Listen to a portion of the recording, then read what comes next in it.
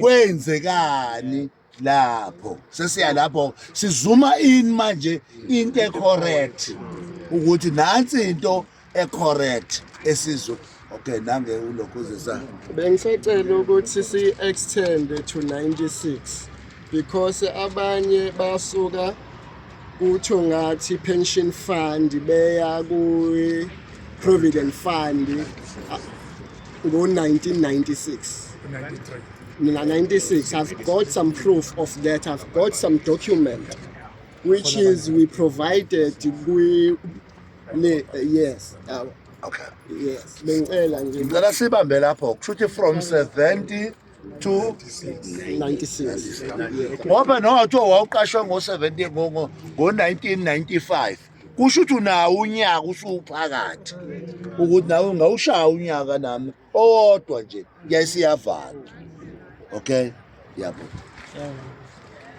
Ya siyabonga ukuthi nifikile namhlanje sokhuluma kanjani.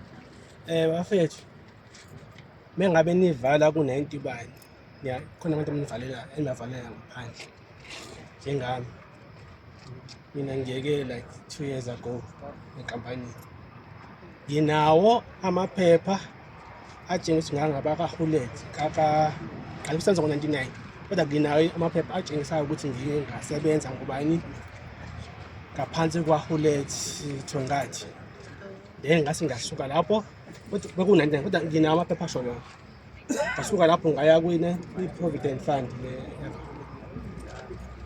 i-statement sami ngisho umuntu osifundayo akakwazi ukusi-understand ukuthi kunemali econtribute yinkampani kunemali econtribute ku-provident fund sekuthiwa other funds angachazeki ukuthi lo other funds loyo uqhamuka kuphi nendawo iyona mali eningi-ke engenze mhlawumbe ukwazi ukuthi ngithenga ngabe-million le ukuthi kuno-other funds kodwa nje imali yakahulumeni ngasho namanje wonke umuntu ezokwazi ngamanje imali esuka kahulumeni yacontribute yimini yabo 80,000 kuphela sebenze 23 years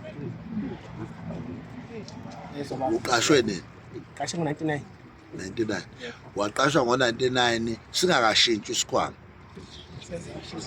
ngisasishintshile isikhwama no uthi khona la esale khona ngizama ila manje ngifuna ukutshela. yebo mfethu nami ngangithi sesishintshile isikhwama kodwa ngo-99 ngaqashwa ngawo unyaka from 99 to 2000 bengise kaThongathi Hulet then emva kwaloko ngaba kuphi ngaba ka-Provident Fund so from year 2000 ake nenze nina kade niphethe lecala ngathi liyangiqova manje. bengicela ukuthi ngiyicacise le lana kunama category and engifisa ukuthi siqale kona ukuthi ucategory 1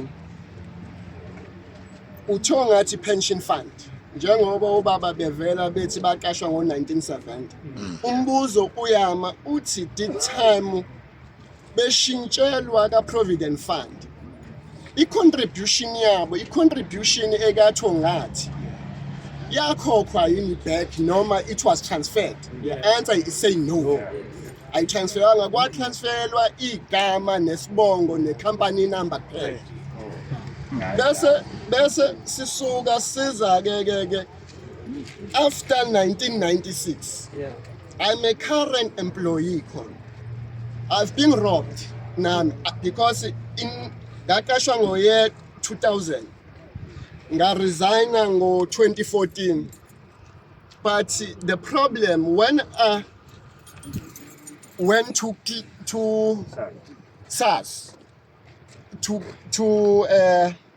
got the term mangifika kusazi to declare mangifika kusazi uthi usazi kumina uyakweleta bangifuna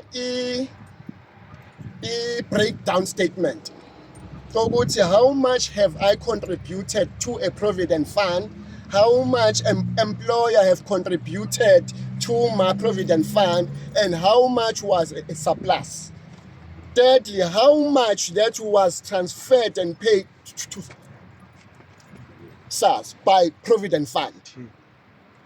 I didn't have that. And I explained to them,